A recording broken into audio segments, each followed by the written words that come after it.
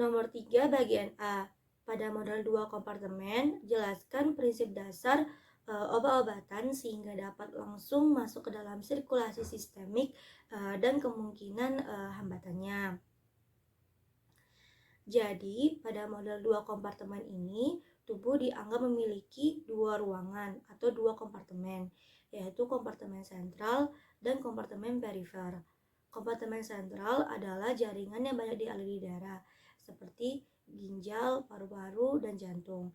Sedangkan kompartemen perifer adalah jaringan yang kurang dialiri darah, seperti otot dan lemak.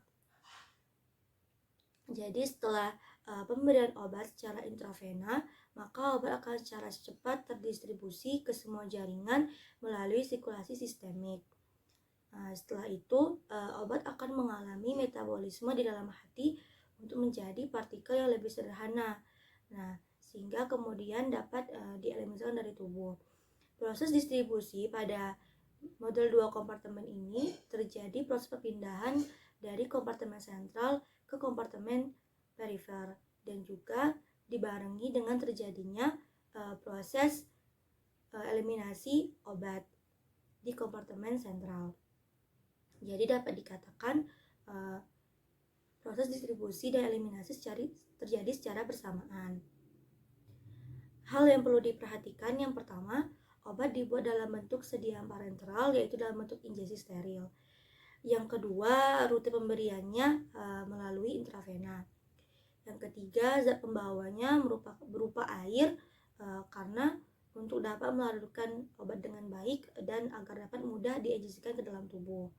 Selanjutnya, pH-nya harus dalam rentang pH darah normal, yaitu 7,35 sampai 7,45.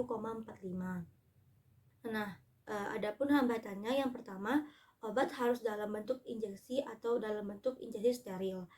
Karena obat akan langsung masuk ke dalam pembuluh darah.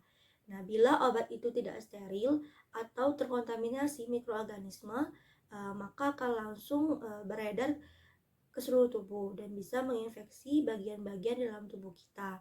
Karena itu dibuatlah suatu sediaan steril ini. Yang kedua, air untuk injeksi sebagai zat pembawa harus dibuat dengan penyulingan terlebih dahulu. Alat yang digunakan adalah kaca netral atau wadah logam yang cocok yang diperlengkapi dengan labu percik.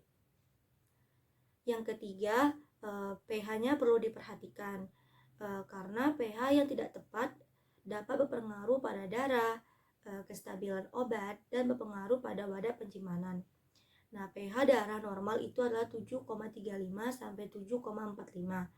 Sehingga bila sediaan parenteral mempunyai pH di luar batas tersebut dapat menyebabkan masalah seperti bila pH di atas 9 terjadi nekrosis pada jaringan, dan bila pH-nya kecil daripada 3 sangat sakit pada saat waktu disuntikan.